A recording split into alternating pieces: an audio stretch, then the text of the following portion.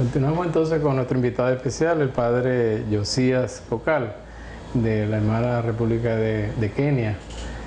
Padre, quedó en el aire el planteamiento de que nuestro actual Papa, el Francisco, habla de la fraternidad como fundamento y camino para la paz.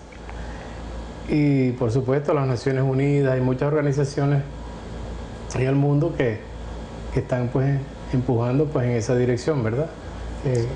¿Cómo ve usted eso? Fíjese, la globalización como fenómeno es algo que algunos han analizado como muy negativo, pero si uno mira caminos de fraternidad en el mundo, yo creo que la globalización ha sido instrumental en eso, en el sentido que es muy fácil hoy en día comunicarse, conectarse, hasta de corazón verdaderamente, ¿no? A pesar de las distancias enormes que pueden haber, es muy fácil hoy en día pactar hermandad, enseñarnos, educarnos en la hermandad por el globo entero sin encontrarnos. La fraternidad significa precisamente encuentro, es sentirse miembros de la misma familia. El mensaje de Jesús se resume precisamente en el reino de Dios. Un término un poquito ambiguo, pero un término que en el fondo es bellísimo. Yo siempre cuento esta anécdota, cómo llegué a entender profundamente qué significa el reino de Dios. Mis años de estudio creo que no me arrojaron una luz sobre lo que es el reino de Dios hasta que trabajé con el pueblo guarao. Y ahí trabajando, traduciendo la Biblia, y nos atropellamos con esta frase, reino de Dios, y Dios mío, ahora cómo se traduce eso en este idioma que es tan pragmático.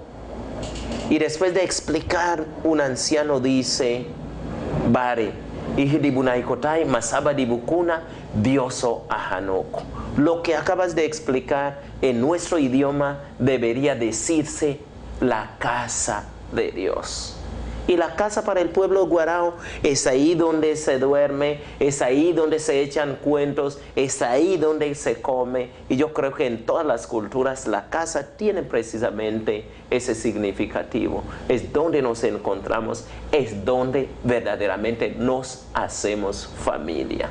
Sin la casa, sin vivir bajo el mismo techo, es difícil hablarnos de familia, hablar de nosotros como familia. Y así entendí y entiendo ahora el reino de Dios como ese mensaje fundamental de que es posible hacernos miembros de la misma casa, miembros de la misma familia. Okay. Esa es la fraternidad. Ha hablado de algo demasiado trascendente, ¿no? Porque resulta de que el Papa comenta de que le preocupa de que hay una propuesta, ¿no?, en la sociedad moderna que nos lleva a la cultura del bienestar, ¿no? Y que él dice que esa cultura del bienestar lleva a la pérdida del sentido de la responsabilidad y de la relación fraterna. ¿Podrías Sí. hablar de eso? Fíjese, si el bienestar no se habla como un bien común, porque hay una diferencia, bien común, y el bien común es algo que todos trabajamos para lograr. Pero cuando el bienestar es mi bienestar, ahí obviamente no hay consideración por el otro. Segunda cosa, hay competencia. Y cuando hay competencia, hay que eliminar. ¿Por qué hay que eliminar? Porque el otro probablemente se convierte en un enemigo, en un adversario, en alguien que impide lograr yo mi bienestar.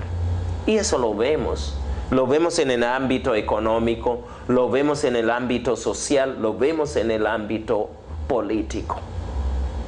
Los países, hasta entre los países, se ve a veces esa disyuntiva, esa diferencia, esa pelea, precisamente porque el otro se convierte en un enemigo para el logro de nuestro bienestar, pero nuestro como un individuo colectivo, si podemos llamarlo así.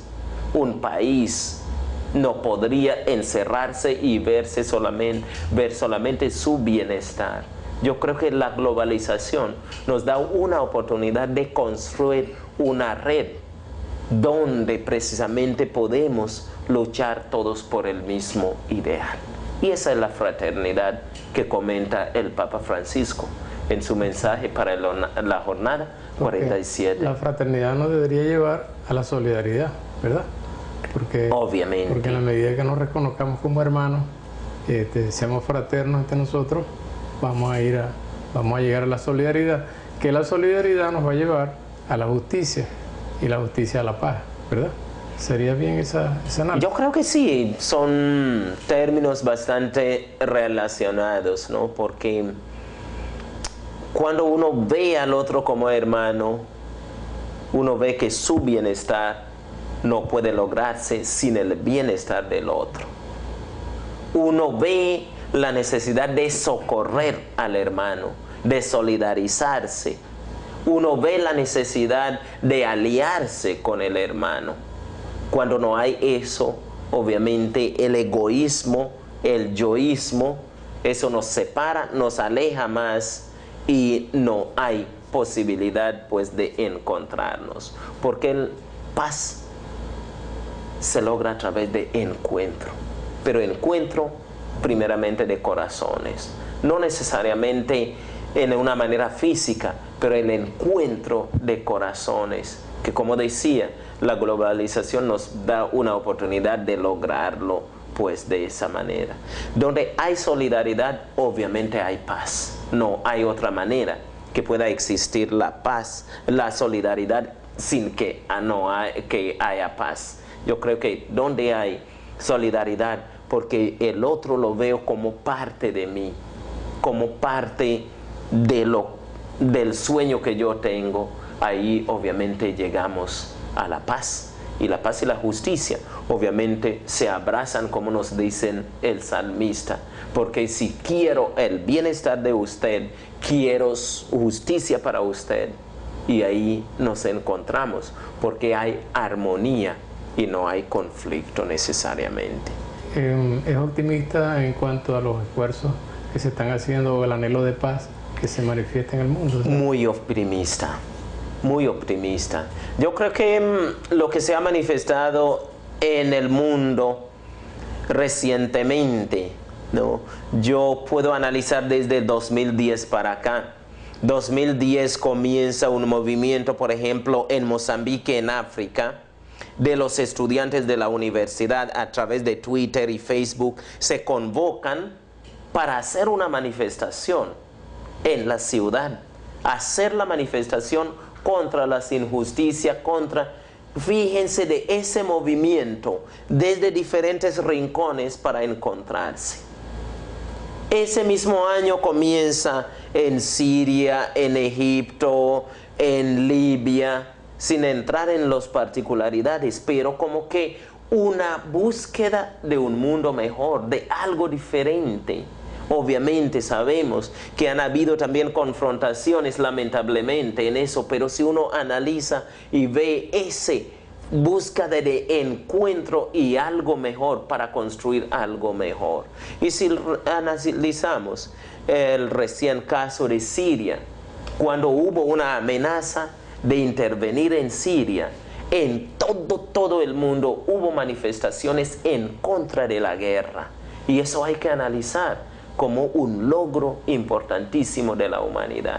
Y luego en el encuentro, en la reunión de la ONU, se llega a ese acuerdo importante que todo el mundo esperaba entre Rusia y Estados Unidos y todos los aliados, y se evita una guerra.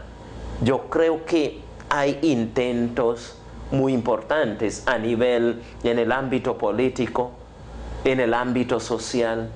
La humanidad está en búsqueda de paz y una paz verdadera.